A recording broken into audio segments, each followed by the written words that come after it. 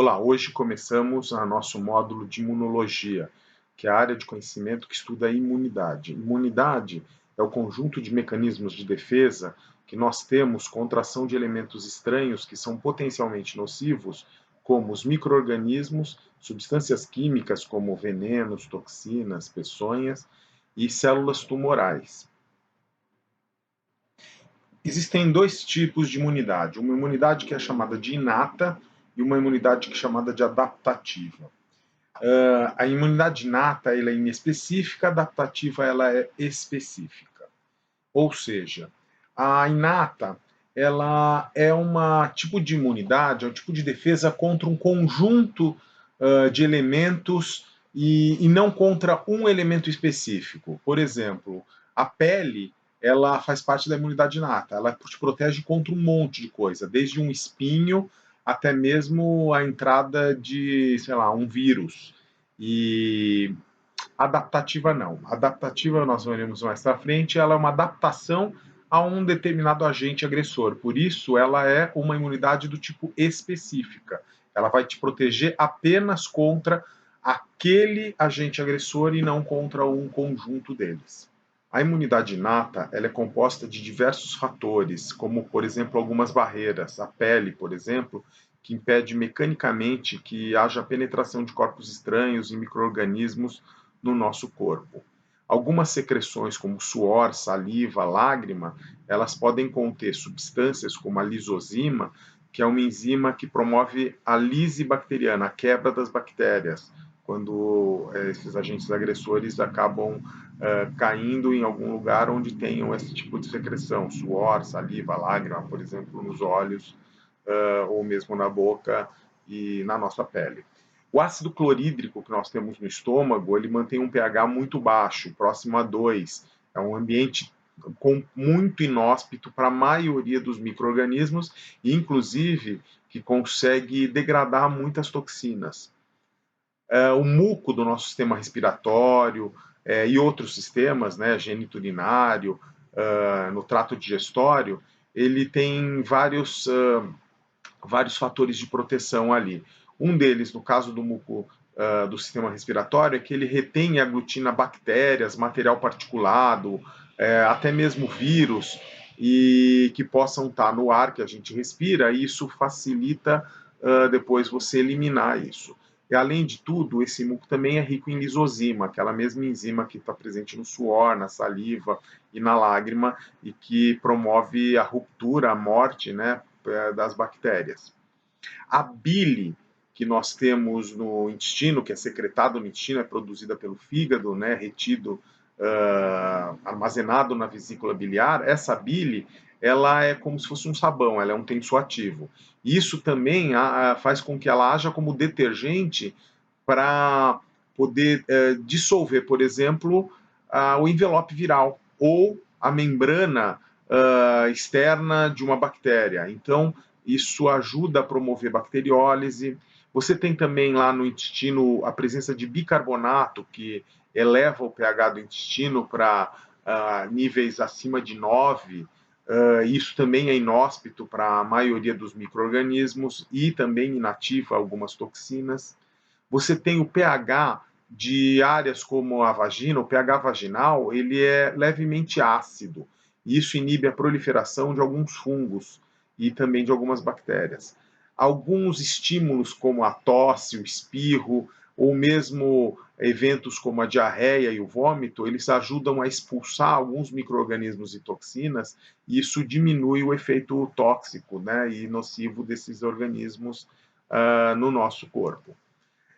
Nós temos uma flora indígena, ou a nossa microbiota, né, que é composta por bactérias e fungos, e que vive na nossa pele, nas mucosas, no intestino, e ele também ajuda a impedir a colonização por outros micro-organismos que poderiam ser patogênicos.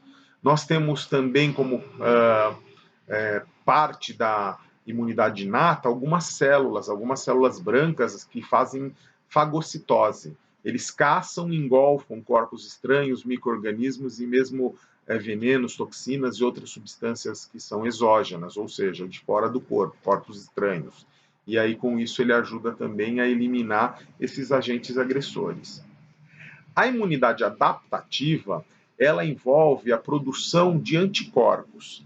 E aí cada anticorpo, nós vamos ver mais para frente em aulas posteriores, que os anticorpos eles têm seletividade, eles vão acabar servindo para uma determinada, por exemplo, espécie viral. É por isso que quando você produz anticorpo contra um determinado vírus, ele não vai servir para um outro vírus. Até mesmo agora com o coronavírus, por que é difícil você desenvolver uma vacina, apesar da gente já ter vacina para coronavírus? Porque são micro-organismos diferentes. Apesar deles serem da mesma, né, espécie viral, são ambos coronavírus, a gente não consegue ter uma imunidade cruzada nesse caso, né? Eu usar, por exemplo, uma vacina de coronavírus de cachorro não vai me imunizar contra o coronavírus, o SARS-2, né? E uma coisa importante também da resposta adaptativa, da imunidade adaptativa, é que ela gera memória. Então, se você conseguir obter uma vacina, ou mesmo o paciente que já teve uma doença, muitas vezes ele está imune contra aquela doença permanentemente. Em alguns casos, a imunidade não é permanente, ela é transitória, por exemplo, porque o próprio micro-organismo pode sofrer mutações. Ou então, porque ao longo do tempo a gente pode realmente perder células de memória e a gente perder a capacidade, então, de enfrentar rapidamente uma agressão nova, uma nova agressão do mesmo patógeno. Tá? Mas isso é raro acontecer.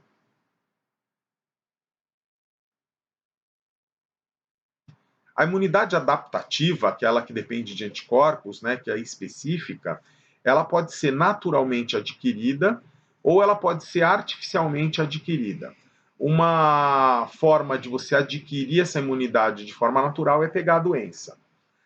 Uma forma de você produzir imunidade adaptativa de forma artificial é tomando uma vacina, né? Recebendo uma vacina contra aquilo. Mas a resposta adaptativa natural ela pode ser ativa ou passiva.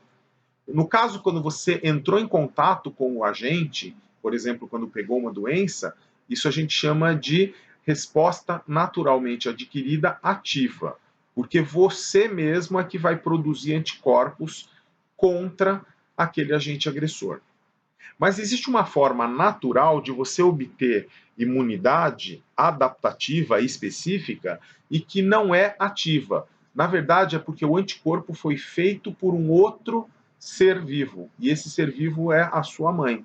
Então você também consegue passar anticorpos para o feto que está no útero, então passa o anticorpo pela via transplacentária, e também, depois que essa criança já nasceu, ela consegue receber anticorpos ainda de forma passiva, anticorpos que a mãe está produzindo, com o leite materno e com o colostro. Então, sempre que a mãe passar para o filho alguma espécie de anticorpo, seja pelo leite ou seja pelo colostro, o colostro, para quem não sabe, é uma substância, uma secreção que sai da mama da mulher nos primeiros dias após o nascimento da criança. Aquilo não é leite, ele tem uma composição um pouco diferente do leite, um pouco mais proteica, e ela é rica em anticorpos. Então, o colostro também é uma forma de a mãe passar a imunidade adaptativa para a criança. Só que um detalhe, como você está recebendo essa imunidade de forma passiva, você não produz memória. Enquanto a mãe estiver amamentando, ela está produzindo esses anticorpos e nutrindo a criança, não só com o alimento, mas também com essa imunidade adaptativa. Porém, ao longo dos meses, conforme a criança vai mamando, ela também vai entrando em contato com esses agentes, né, esses micro-organismos, por exemplo, e ela vai começar a produzir a própria imunidade dela, daí agora de forma ativa. E essa sim é uma imunidade permanente, essa sim é uma imunidade que produz memória. Quando a gente fala da imunidade artificialmente adquirida, como eu disse, você pode produzir essa imunidade de forma ativa quando você recebe uma vacina. A vacina nada mais é do que uma simulação de um contato com um agente agressor. Então, eu vacino a pessoa contra a gripe para fingir para o meu corpo que eu tive contato com a gripe. Então, eu vou produzir uma resposta ativa contra o vírus da gripe, por exemplo, e isso vai produzir memória, porque é como se eu tivesse entrado em contato com o próprio agente patogênico ou tivesse tido a própria doença. Agora, tem uma outra forma de eu produzir imunidade artificial, que é a forma passiva. Nesse caso, eu vou usar soro. Esse soro ele contém anticorpos que foram produzidos por um outro animal, geralmente um cavalo, mas outros animais podem ser usados para a produção de soro. Isso a gente usa, por exemplo, quando a gente toma uma picada de cobra. Para que eu consiga ter uma ação mais rápida para evitar sequela e mesmo morte do paciente, eu posso dar para o paciente anticorpos que foram previamente produzidos por um cavalo. Mas esse cavalo ele acabou recebendo o veneno da cobra para poder produzir esse anticorpo. Então, no cavalo, foi imunidade ativa. Quando eu extraio do soro do cavalo, do sangue do cavalo, o soro do sangue do cavalo, o plasma, e junto com o plasma eu administro o anticorpo que o cavalo produziu, eu estou produzindo uma imunidade artificial passiva nesse paciente que recebeu. E como ela é passiva, ela não tem memória, ela não é duradoura, né? Se você tomar uma picada daqui a algum tempo de novo, provavelmente você vai precisar de novo produzir anticorpos, produzir não, você vai de novo ter que receber anticorpos na forma de soro, se você não produziu uma imunidade ativa e com memória. Tá? Então, os soros, soro para aranha, soro para. Tem até soro para alguns medicamentos, como o soro antidigitálico, é contra um medicamento que chama digoxina e digitoxina, que são medicamentos usados para insuficiência cardíaca congestiva. Eles são retirados de uma planta, chama digitalis lanata. E você, às vezes, tem sobredosagem, né, desse tipo de medicamento e isso é potencialmente fatal. E aí você dá para o paciente o soro antidigitálico. Então, existem vários soros contra toxinas, contra micro-organismos e que são de imunidade também adaptativa, ela também é específica só para aquele agente. Não adianta você usar soro que você produziu para o veneno de uma cobra se a picada for de outra cobra, tá? Isso não, você não pode também usar soro contra a cobra para uma picada de escorpião. Mas o fato é, ela é específica, ela é adaptativa, ela pode ser natural ou artificial, e ela pode ser ativa ou passiva nas duas situações.